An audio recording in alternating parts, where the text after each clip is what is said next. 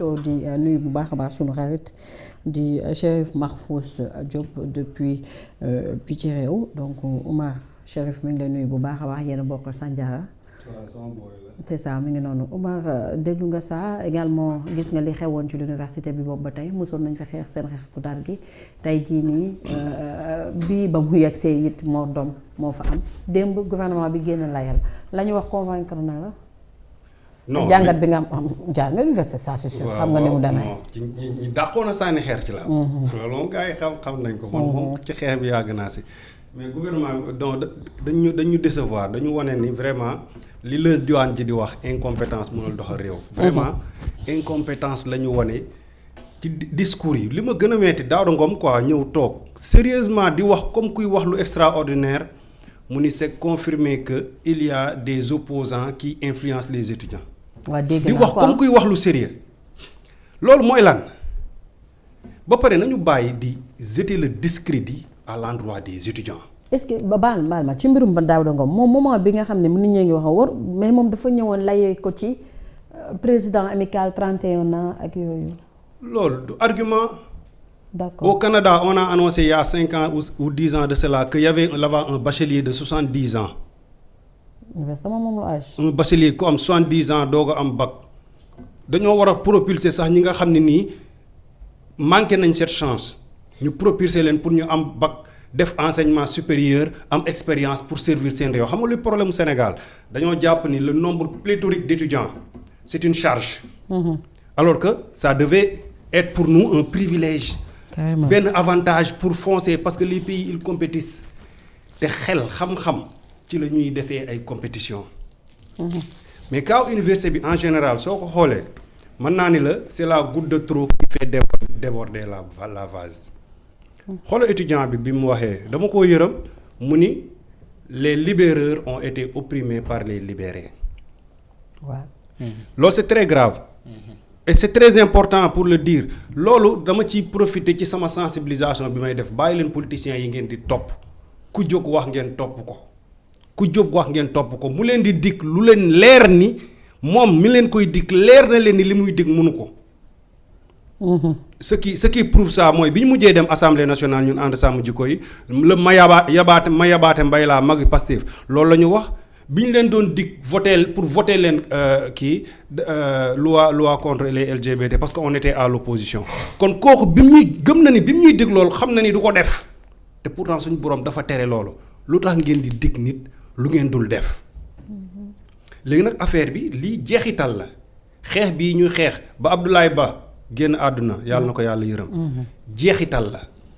Man j'ai été là quand Mamadou Diop a été tué à l'université Cheikh Anta Diop j'ai été là quand Bassirou Faye a été tué à l'université donc c'est la routine.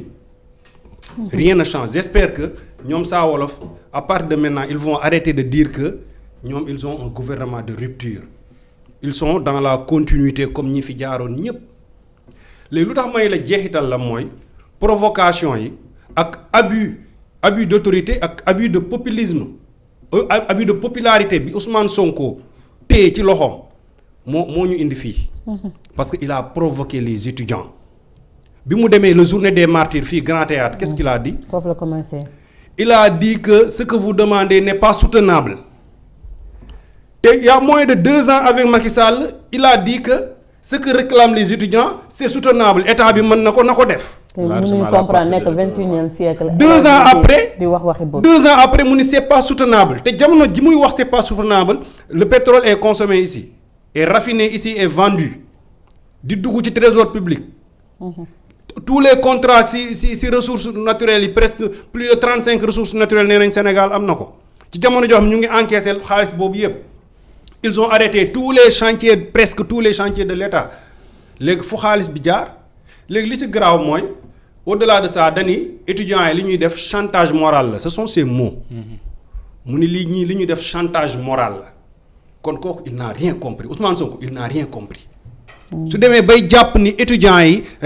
bi ñuy réclamer seen bourse chantage moral la c'est parce qu'il n'a pas compris il n'a pas compris quel est le rôle de l'étudiant et quelle est l'utilité des études te pourtant il est passé par là lan moo tax mu mën a réeree. loolu moo tax y avait un borom xam-xam mu ni woon le pouvoir rend fou soo nekkee ci pouvoir day mel ni la nga doon wax yépp da nga koy fàtte parce que il a toujours défendu les étudiants Ousmane Sonko. De même que président Bassirou Diomaye Faye tey nag jàpp na ni réclamer bi étudiants yi di réclamer seen bourse chantage moral la loolu lu ñaaw la étudiants yi nga xam ni ñun ñëpp xam nañ ni ñoom ñoo mën a assurer l'avenir de demain de ce pays dans 20 ans étudiants yi nii suñu amul éducation bu baax suñu jàngul ba am xam-xam dans 20 ans ce pays va sombrer te j'espère que ñun on ne vit pas pour génération bii rek la ñu nañu xoolaat léegi beneen bi mooy étudiants yi ils ont été généreux envers ce gouvernement parce que ñoom xam nañ ni ce sont eux qui ont installé ce gouvernement là où ils sont ñu commencé constater incompétence commencé regretter léegi ñuy jéem a nës-nësal moo tax ils n'ont même pas demandé de privilège kan moo gis étudiant buy demander privilège wala augmentation de bourse wala meilleures conditions de vie déedéet ils n'ont pas réclamé ça de mais ils disent que ils exigent le maintien des acquis de l'étudiant les maintiens des acquis de l'étudiant étudiant bi li mu jot a am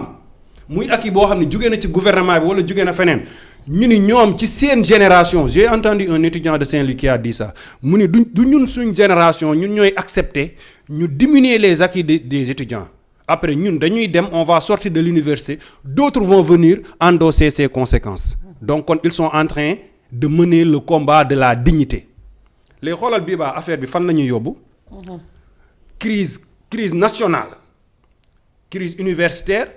crise scolaire crise dans les lycées yi ñu ngi grève ñu ngi génn di kaas nit ñi jàq nañ dañoo jaaxle borom kër yi nga xam ni am nañ seen doom yebal leen université yow da ngaa jaaxle yaa ngi ci incertitude ku la waxoon ni si jamonoy Sonko Diomaye on va tuer un étudiant d'une manière extraordinaire fekk la ba sa biir néeg yeneen étudiants yu bëri bi ñu leen doon rey dañu doon génn di xeex dem dans le combat de la dignité mais au moins Abdoulaye Ba selon les dires il est resté dans sa chambre ñu fekk ko fa di ko tootiri nit ba mu dee moo gën a garaaw dóor ko bal mu dee sax pour man moo tane mais torturer nit ba mu dee loolu moo taxoon sama xarit ba sama président ba Amadou Lamine Diong loolu la doon wax Diong liste blanche mu ni les forces du désordre donc ils viennent de confirmer qu'ils sont des forces du désordre te on va le dire à Maître Bamba Cissé d'abord il doit démissionner Maître Bamba Cissé ministre de l'intérieur il doit démissionner xam nga lu tax il y a moins de 1 mois Maître Bamba Cissé génn na di wax ni moom il prend des mesures idoines pour répression yi pour le maintien de l'ordre pour mu bañ a déborder di ci tagg boppam de yaa ngi fàttaliku vidéo bi ma yaagul di ci tagg di wane ni moom il est waaw tu vois tey sous sa magistère si la lu gën a extraordinaire amee torturer biir étudiant ci biir chambre am ba mu dee mais il faut qu'il soit mal à l'aise Maître Bamba Cissé je l'avais dit ma ni Maître Bamba Cissé man xaw ma lan moo tax Ousmane Sonko tànn ko pour mu nekk ministre de l'intérieur ministère bi gën a diis selon moi bi gën a diis ci gouvernement nga jox ko un amateur quelqu'un qui n'a jamais intégré l'État ministre de l'intérieur nga xam ni d'habitude dañuy xool un général bu def expérience bu def 20 ans ou 30 ans d'expérience xam fépp ci Sénégal xam généraux yi xam colonels yi xam capitaines yi xam ni muy coordonner ak ñoom nga bàyyi fa ñu ñëpp jël benn avocat boo xam ni sa avocat la woon da doon défendre si lañ ko commencé xam il est jeune nga jox ko lu diis loolu nga xam ni pratiquement ay nelaw sax waratoo ko am ministre de l'intérieur kan nga fa jëlee Jean Baptiste lan lañ ko mën a reprocher moo tax toujours quand on fait ces choix politiques là ces choix de xarito ces choix de nangam ak nangam toujours résultat bi lii lay doon